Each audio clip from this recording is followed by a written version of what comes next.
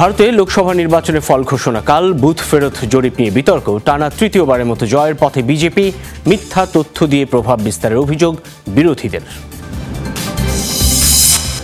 যুদ্ধবিরতি নিয়ে সমঝোতায় পৌঁছেছে তেল আবিব। হামাসকে পাঠানো হয়েছে প্রস্তাবের কপি। চুক্তি নিয়ে আশাবাদী যুক্তরাষ্ট্র। ইসরায়েলিদের জন্য বন্ধ হতে যাচ্ছে মালদ্বীপের দরজা। গাজায় আগ্রাসনের প্রতিবাদে এমন সিদ্ধান্ত। নাগরিকদের দ্রুত দেশটি ছাড়ার নির্দেশ তেল আবিবের।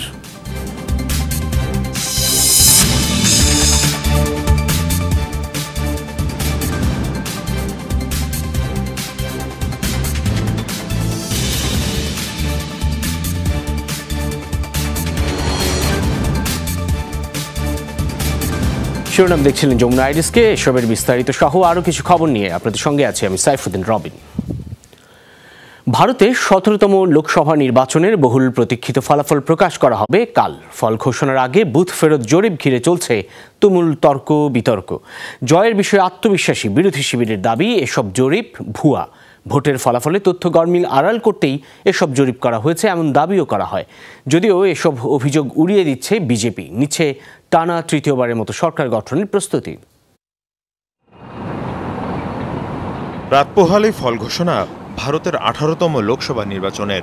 বুথ ফেরত জরিপে বিপুল ব্যবধানে জয়ের আভাস পাওয়ার পর নির্ভার আর ফুরফুরে মেজাজে বিজেপি নেতৃত্বাধীন এনডিএ জোট নেতারা। আত্মবিশ্বাসী বিজেপি ব্যস্ত নির্বাচন পরবর্তী কার্যক্রম নিয়ে। বিভিন্ন গণমাধ্যম বলছে মন্ত্রিসভা আর দলীয় পদপদবিতে পরিবর্তন নিয়ে চলছে আলোচনা। তবে অনেকটাই বিপরীত চিত্র বিরোধী শিবিরে।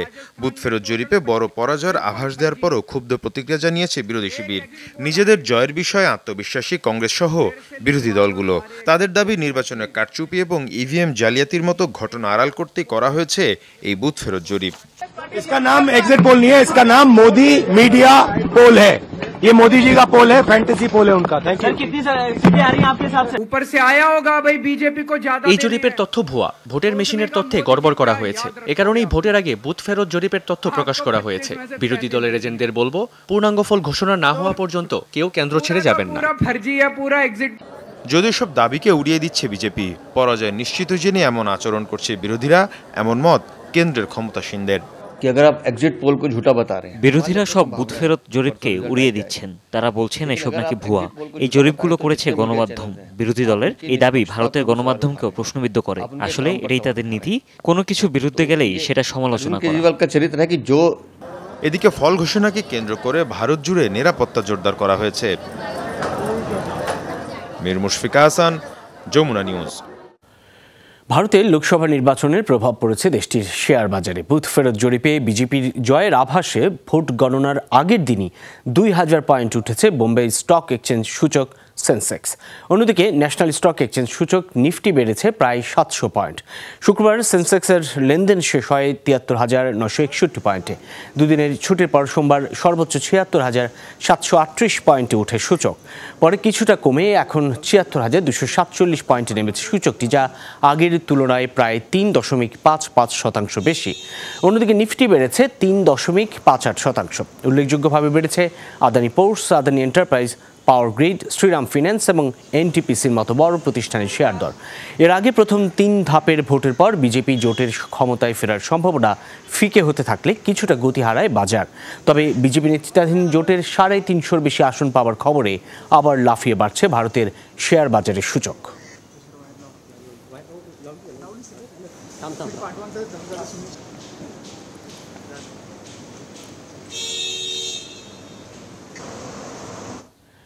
হামাস যুদ্ধবিরতি প্রস্তাব মেনে নিলে চুক্তিতে রাজি হবে ইসরায়েলও। এবিসি নিউজকে দেয়া এক সাক্ষাৎকারে এমন আশাবাদ জানিয়েছেন যুক্তরাষ্ট্রের নিরাপত্তা উপদেষ্টা জন কির্বি। নিশ্চিত করেছেন রাজনৈতিক বিরোধ মিটিয়ে যুদ্ধবিরতি চুক্তি নিয়ে সমঝোতায় পৌঁছেছে তেল আবিব প্রশাসন। হামাসকে পাঠানো হয়েছে প্রস্তাবের কপি। সংগঠনটির আনুষ্ঠানিক জবাবের অপেক্ষায় তারা। গাজায় যুদ্ধবিরতি ইস্যুতে ইসরায়েলের মন্ত্রিসভায় বিরোধ, কট্টরপন্থীদের পদত্যাগের হুঁশিয়ারির পর রোববার জরুরি বৈঠকে বসেন দেশটির যুদ্ধকালীন মন্ত্রিসভার সদস্যরা। চুক্তি নিয়ে আপত্তি থাকলেও প্রতিরক্ষামন্ত্রী ইয়োভ গ্যালান্ট ও যুদ্ধকালীন মন্ত্রিসভার সদস্য বেনি গান্টজের পদক্ষেপে শেষ পর্যন্ত সমঝোতায় পৌঁছান নেতারা। যুক্তরাষ্ট্র বলছে বল এখন হামাসের কোর্টে। হামাস রাজি হলে ইসরায়েলও হ্যাঁ বলবে প্রস্তাবের পক্ষে আশাবাদ মার্কিন নিরাপত্তা উপদেষ্টার। এটি ইসরায়েলের প্রস্তাব। কূটনৈতিক তৎপরতার পর নিজেদের জাতীয় নিরাপত্তা বিভাগের সাথে আলোচনা করেই তারা ঠিকঠাক করেছে। এবার ইসরায়েলের সেই প্রস্তাব হামাসের কাছে পাঠানো হয়েছে। হামাস স্বাগতও জানিয়েছে। আশা করছি তারা মেনে নেবে এবং শিগগিরই প্রথম পর্যায়ের পরিকল্পনা বাস্তবায়ন হবে। চুক্তি নিয়ে ইসরায়েলের প্রস্তুতির প্রশংসা করেন মার্কিন পররাষ্ট্রমন্ত্রী অ্যান্টনি ব্লিংকেনও। গ্যালান্ট ও গান্টজের সাথে ফোন আলাপের পর প্রস্তাবের সম্মতির বিষয়টি নিশ্চিত করেন তিনি। তবে চুক্তি নিয়ে এখনও আনুষ্ঠানিক প্রতিক্রিয়া জানায়নি হামাস। গাজায় যুদ্ধবিরতির লক্ষ্যে দফায় দফায় ব্যর্থ আলোচনার পর শুক্রবার 3 ধাপ বিশিষ্ট প্রস্তাব তুলে ধরেন মার্কিন প্রেসিডেন্ট জো বাইডেন। 6 সপ্তাহ হামলা বন্ধ, ত্রাণ প্রবেশের নিশ্চয়তা, জিম্মি ও বন্দি মুক্তি এবং গাজা পুনর্গঠনের কথা বলা হয় প্রস্তাবে। এটিকে স্থায়ী যুদ্ধবিরতির রোডম্যাপ হিসেবেও ঘোষণা করেন বাইডেন। জানান ইসরায়েলের অনুমোদন নিয়েই তৈরি করা হয়েছে প্রস্তাবটি। হামাসও ইতিবাচকভাবে বিবেচনার কথা বলায় দেখা দেয় আশার আলো। Dorothy Tasrin, Jamuna news. যুদ্ধ শেষ বা কোনো পরিস্থিতিতেই গাজায় হামাসের শাসন মেনে নেওয়া হবে না, এমন হুঁশিয়ারি দিয়েছেন ইসরায়েলের প্রতিরক্ষামন্ত্রী ইয়োভ গ্যালান্ট। রোববার এক বিবৃতিতে বলেন, উপত্যকার শাসন ক্ষমতায় বিকল্প কোনো পক্ষের কথা ভাবছে তারা। ইসরায়েলের প্রতিরক্ষা বিভাগ খতিয়ে দেখছে বিষয়টি। গ্যালান্ট বলেন, হামাস অধ্যুষিত এলাকাগুলো বিচ্ছিন্ন করে ফেলা হবে, নির্মূল করা হবে সংগঠনটিকে। হামাসকে ঠেকাতে পারবে এমন কোনো বিকল্প সরকার ব্যবস্থা প্রতিষ্ঠার কথাও বলেন ইসরায়েলি প্রতিরক্ষামন্ত্রী। তবে এ বিষয়ে বিস্তারিত কোনো ধারণা দেননি তিনি।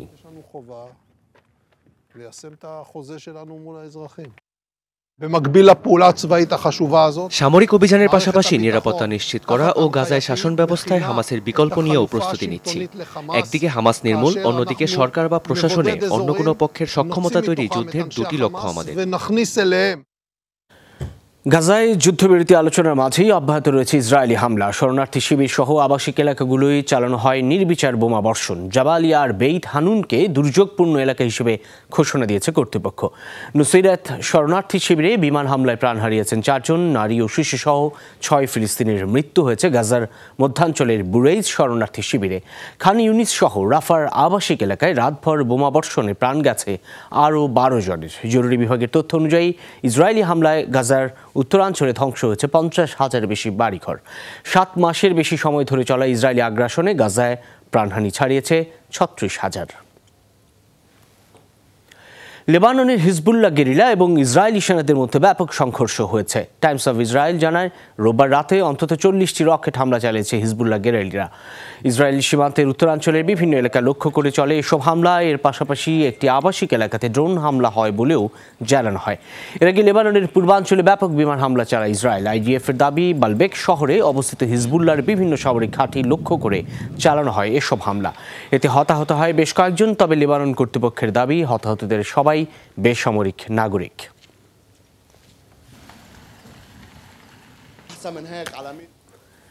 ইসরায়েলের পাসপোর্টধারীদের জন্য বন্ধ হতে যাচ্ছে মালদ্বীপের দরজা। এক বিবৃতিতে এই সিদ্ধান্তের কথা জানিয়েছে দেশটির প্রেসিডেন্টের কার্যালয়। গাজায় তেল আবিবের নির্বিচার আগ্রাসনের প্রতিবাদে এমন পদক্ষেপ নিচ্ছে দক্ষিণ এশিয়া দেশটি। যুদ্ধ কবলিত গাজাবাসীকে সহায়তার লক্ষ্যে তহবিলও গঠন করেছে মালদ্বীপের সরকার। অবস্থানরত ইসরায়েলিদের দ্রুত দেশটি ছাড়ার নির্দেশ দিয়েছে তেল আবিব। ভারত মহাসাগরের বুকে অপার সৌন্দর্যের এক দেশ মালদ্বীপ। ঘন নীল সমুদ্র, সাদা বালুর সৈকত, বিলাসবহুল রিসোর্ট, সারা বিশ্বের পর্যটকদের কাছে খুব পছন্দের গন্তব্য দ্বীপরাষ্ট্রটি। এ তালিকায় আছে ইসরায়েলিরাও। গত বছর প্রায় 11,000 ইসরায়েলি ভ্রমণ করেছে মালদ্বীপে, যা দেশটির মোট পর্যটকের 0.6%। তবে সম্প্রতি গাজায় আগ্রাসনের জেরে তেল আবিব বিরোধী ক্ষোভ বাড়ছে সেখানে। বিরোধীরা এমনকি সরকারের শরিক দলগুলো ইসরায়েল বিরোধী পদক্ষেপ নিতে চাপ দিচ্ছে প্রেসিডেন্টের উপর। তারই জেরে এবার ইসরায়েলিদের প্রবেশে নিষেধাজ্ঞা দিতে যাচ্ছে মালদ্বীপ সরকার। নতুন আইন কবে কার্যকর হবে তা এখনও নিশ্চিত করেনি প্রেসিডেন্টের কার্যালয়। এর আগে গাজার নিপীড়িত মানুষদের সাথে একাত্মতা জানিয়ে সহায়তা তহবিল গঠন করেছে দেশটির প্রশাসন। ফিলিস্তিনিদের পাশে মালদ্বীপের মানুষ, এমন শিরোনামে চলছে অর্থ সংগ্রহের প্রচারণা। নিষেধাজ্ঞার সিদ্ধান্তের প্রতিক্রিয়ায় নিজ দেশের নাগরিকদের দ্রুত মালদ্বীপ ছাড়ার নির্দেশ দিয়েছে ইসরায়েলের পররাষ্ট্র মন্ত্রণালয়। 1990 সালের শুরুর দিকে ইসরায়েলের পর্যটকদের উপর থেকে নিষেধাজ্ঞা তুলে নিয়েছিল মালদ্বীপ। 2010 সালে পুনরুদ্ধার করেছিল সম্পর্ক, তবে 2 বছরের মাথায় আবারও ফাটল ধরে সে সম্পর্কে। মালদ্বীপ ছাড়াও Bangladesh, Iran, Iraq, Kuwait, Saudi Arab সহ আরও কয়েকটি দেশে প্রবেশের সুযোগ নেই ইসরায়েলি পাসপোর্টধারীদের। ডরথি তাস্ট্রিন, যমুনা নিউজ। ইরানের প্রেসিডেন্ট নির্বাচনে প্রার্থিতার জন্য নিবন্ধন করলেও মাহমুদ আহমেদিনেজাদ কি প্রার্থী হতে পারবেন, নাকি আগের মতোই বাদ পড়বেন চূড়ান্ত প্রার্থী তালিকা থেকে? সাবেক প্রেসিডেন্ট রোববার মনোনয়ন জমা দেওয়ার পর থেকেই আলোচনায় এই প্রশ্ন। গত 2 নির্বাচনে প্রেসিডেন্ট পদপ্রার্থী হতে চেয়েও গার্ডিয়ান কাউন্সিলের সিদ্ধান্তে অযোগ্য হন আহমেদিনেজাদ। বলা হচ্ছে, সর্বোচ্চ ধর্মীয় নেতা আয়াতুল্লাহ খামেনির সাথে দূরত্বই তার প্রার্থিতার পথে বড় বাধা। প্রেসিডেন্ট নির্বাচনে প্রার্থী হতে নিবন্ধন করতে গিয়ে ভক্ত সমর্থকদের ভালোবাসায় সিক্ত ইরানের সাবেক প্রেসিডেন্ট মাহমুদ আহমাদিনেজাদ 10 বছরেরও বেশি সময় আগে দায়িত্ব ছেড়েছেন। তবে এখনও দেশটিতে বেশ জনপ্রিয়, আলোচিত সমালোচিত এই নেতা। ইব্রাহিম রইসির উত্তরসূরি হওয়ার লক্ষ্যে ইরানের প্রেসিডেন্ট পদে প্রার্থী হতে নিবন্ধন করেছেন অনেকেই। তবে সবচেয়ে আলোচনায় যারা, তাদের মধ্যে অন্যতম মাহমুদ আহমাদিনেজাদ। সারা দেশের মানুষ আমাকে এখনো যে সমর্থন দিচ্ছে, তার কারণে আমি নির্বাচনে অংশ নেওয়ার সিদ্ধান্ত নিয়েছি। তারা আমার প্রতি যে ভালোবাসা দেখাচ্ছে তাতে আমি মুগ্ধ। আমি অতীতে জোর দিয়েছি, এখনো বলছি, ইরানিদের জন্য সবচেয়ে গুরুত্বপূর্ণ হলো বেকারত্ব সমস্যার সমাধান করা। এটি দেশের অর্থনৈতিক অবস্থা এবং ব্যবসার পরিবেশের উন্নতি ও একচেটিয়া ক্ষমতার অবসানের মাধ্যমে হতে পারে। নিবন্ধন করলেও সাবেক এই প্রেসিডেন্ট প্রার্থী হতে পারবেন কিনা তা নিয়ে রয়েছে ব্যাপক সংশয়। 2017-21 সালে মনোনয়ন জমা দেওয়ার পরও চূড়ান্ত বাছাইয়ে অযোগ্য ঘোষণা করা হয় এই নেতাকে। মূলত কারা প্রার্থী হতে পারবেন তা চূড়ান্ত করে ইরানের ধর্মীয় নেতাদের সমন্বয়ে গঠিত গার্ডিয়ান কাউন্সিল। গুঞ্জন রয়েছে, সর্বোচ্চ নেতা আয়াতুল্লাহ আলী খামেনির সাথে দ্বন্দ্বের কারণে এবারও আহমাদিনেজাদের অযোগ্য হওয়ার সম্ভাবনাই বেশি। তেহরানের মেয়র থেকে 2005 সালে প্রথমবার ইরানের প্রেসিডেন্ট নির্বাচিত হয়েই পরমাণু কর্মসূচি চালিয়ে যাওয়ার ঘোষণা দেন আহমাদিনেজাদ। একসময় ইরানের বিপ্লবী গার্ড বাহিনীতে কাজ করা এই নেতা ছিলেন পশ্চিমা বিশ্ব ও ইসরায়েলের কট্টর বিরোধী। তবে 2009 সালে দ্বিতীয় মেয়াদে নির্বাচিত হয়ে পড়েন বিক্ষোভের মুখে। খামেনির নির্দেশে IRGC দমন করে সেই আন্দোলন। তবে সময়ের পরিক্রমায় খামেনির সাথে বেশ তিক্ত সম্পর্ক তৈরি হয় আহমাদিনেজাদের। সর্বোচ্চ নেতার একচেটিয়া ক্ষমতার বিরোধী হয়ে ওঠেন তিনি। খামেনির সমালোচনা করে আলোচনার জন্ম দেন। বলা হয়, এ কারণেই ইরানের রাজনীতিতে এখন উপেক্ষিত আহমাদিনেজাদ। বারবার প্রার্থী হতে চেয়েও ব্যর্থ হচ্ছেন। সোমবারই শেষ হচ্ছে ইরানের প্রেসিডেন্ট নির্বাচনের প্রার্থী নিবন্ধন। পর্যালোচনা শেষে আগামী 11 জুন চূড়ান্ত প্রার্থী তালিকা প্রকাশ করবে গার্ডিয়ান কাউন্সিল। সেদিনই জানা যাবে 28 জুনের ব্যালটে থাকবেন কিনা Ahmadinejad. Mostafa Mahmud, Jamuna news. Donald ট্রাম্পের বিরুদ্ধে চলমান ঘুষের মামলা ইস্যুতে তীব্র মানসিক চাপে রয়েছেন তাঁর স্ত্রী মেলানিয়া ট্রাম্প। রোববার ফক্স নিউজকে দেয়া এক সাক্ষাৎকারে এ মন্তব্য করেন সাবেক মার্কিন প্রেসিডেন্ট। বিচার প্রক্রিয়া চলাকালীন পুরো সময়টি তার স্ত্রীর জন্য কঠিন ছিল বলে জানান তিনি। নিজের চেয়ে পরিবার নিয়েই বেশি চিন্তিত বলেও মন্তব্য করেন ট্রাম্প। প্রেসিডেন্ট নির্বাচনের আগে সাবেক পর্ন তারকা স্টর্মি ড্যানিয়েলের মুখ বন্ধে ঘুষ দেওয়ার অভিযোগে মামলা চলছিল ট্রাম্পের বিরুদ্ধে। 34টি অভিযোগের সবগুলি সত্যি প্রমাণিত হয়। গত বৃহস্পতিবার নিউ ইয়র্কের আদালতে দোষী সাব্যস্ত করা হয় ট্রাম্পকে। রায়ে 4 বছরের জেল অথবা বড় অঙ্কের জরিমানা হতে পারে। নিজের বিরুদ্ধে আনা সব অভিযোগ অস্বীকার করেছেন ট্রাম্প। দাবি, রাজনৈতিক প্রতিহিংসার শিকার তিনি।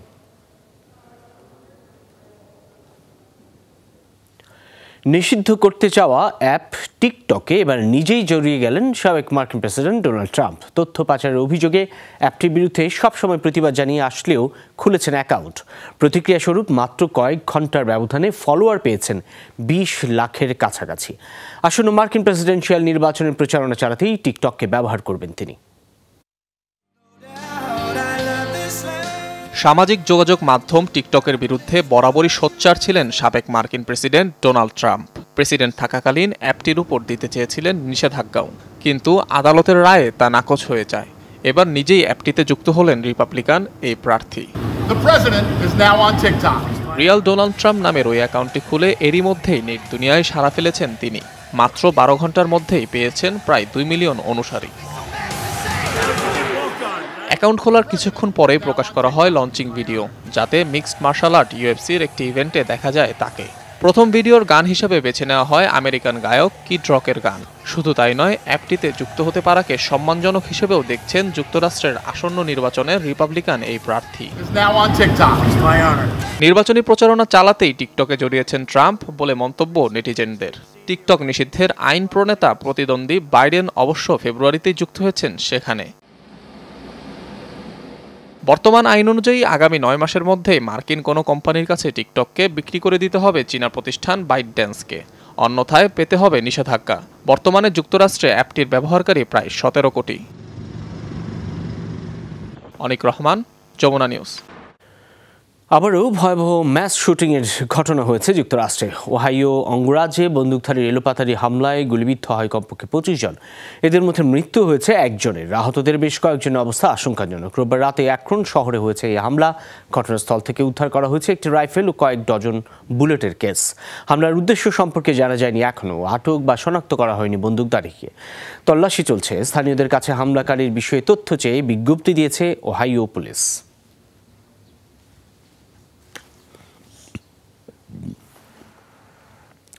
দোনেৎস্কে আরও কোণঠাসা ইউক্রেনীয় বাহিনী। রাশিয়ার হামলায় ধ্বংস হয়েছে কিয়েভের দুটি মিগ-29 ফাইটার জেট।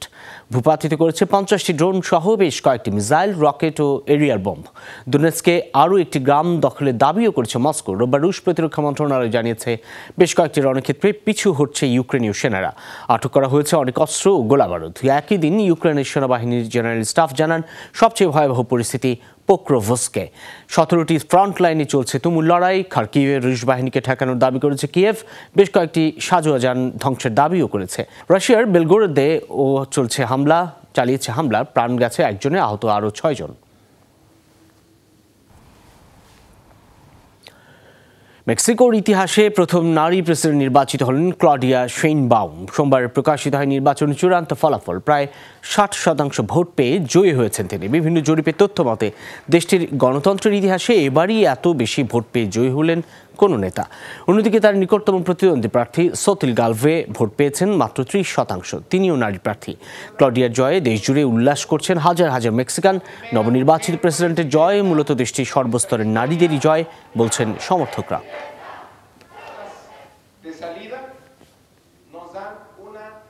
দাবদাহে ভারতের বিভিন্ন স্থানে বেড়েই চলেছে প্রাণহানি। কেন্দ্রীয় সরকার বলছে গেল 3 মাসে তীব্র গরমের কারণে প্রাণ গেছে অন্তত 56 জনের। এর মধ্যে মধ্যপ্রদেশে প্রাণহানি হয়েছে সবচেয়ে বেশি। রাজ্যটিতে গরমের কারণে প্রাণ গেছে 14 জনের। যদিও বিভিন্ন বেসরকারি সংস্থা এবং ভারতের গণমাধ্যমগুলো বলছে প্রাণহানির সংখ্যা আরও বেশি। সরকারি হিসেবের প্রায় 3 গুণ প্রাণহানি হয়েছে এমন দাবিও করা হয়। এদিকে রাজধানী নয়াদিল্লিতে তাপমাত্রা রেকর্ড করা হয়েছে প্রায় 50 ডিগ্রি সেলসিয়াস। রাজস্থান, হরিয়ানা ও পাঞ্জাবে তাপমাত্রা পারদ 50 ছুঁই। তাপমাত্রার পারদ ঊর্ধ্বমুখী ভারতের বিহারেও। প্রয়োজন না থাকলে বাইরে না বের হওয়ার নির্দেশ দিয়েছে কর্তৃপক্ষ। শ্রীলঙ্কায় ভয়াবহ বন্যা আর ভূমিধসে প্রাণ হারিয়েছেন অন্তত 15 জন। রোববার ভারী বৃষ্টিতে তলিয়ে যায় রাজধানী কলম্বো সহ 20টির বেশি জেলা। ঝড়ে উপচে পড়ে গাছপালা, বিচ্ছিন্ন হয়ে যায় বিদ্যুৎ সংযোগ সহ যোগাযোগ ব্যবস্থা। শ্রীলঙ্কার গণমাধ্যম জানিয়েছে কলম্বোর কাছাকাছি একটি এলাকায় পানিতে ডুবে মৃত্যু হয়েছে একই পরিবারের 3 সদস্যের। ভূমিধসে মাটি চাপা পড়েছে অনেকে। দুর্গত এলাকার বাসিন্দাদের দ্রুত নিরাপদে সরিয়ে নেওয়ার নির্দেশ দিয়েছে কর্তৃপক্ষ। বন্ধ ঘোষণা করা হয়েছে স্কুল, কলেজ। দেশটির আবহাওয়া বিভাগ জানিয়েছে বজ্রপাত সহ ভারী বৃষ্টিপাত চলবে আরও কিছুদিন।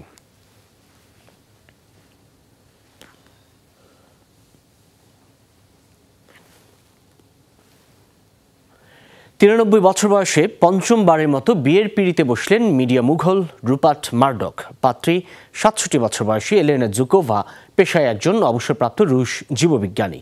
শনিবার যুক্তরাষ্ট্রের ক্যালিফোর্নিয়ায় নিজের আঙুর বাগানে বিয়ের অনুষ্ঠান হয়। মার্ডোকের মালিকানাধীন ব্রিটিশ ট্যাবলয়েড দ্য সান এই প্রকাশিত ছবিতে দেখা যায় নবদম্পতি ঝলমলে হাস্যোজ্জ্বল ছবি। এ সময় মার্ডোকের পরনে ছিল কালো স্যুট ও হলুদ টাই। এলেনার সাদা নি লেন্থ গাউন নজর কাড়ে নেটিজেনদের। চলতি বছরের মার্চে মার্ডোকের সাথে বাগদান হয় এলেনার। এ নিয়ে পঞ্চমবারের মতো গাঁটছড়া বাঁধলেন নিউজ কর্পোরেশনের প্রতিষ্ঠাতা রুপার্ট মার্ডোক।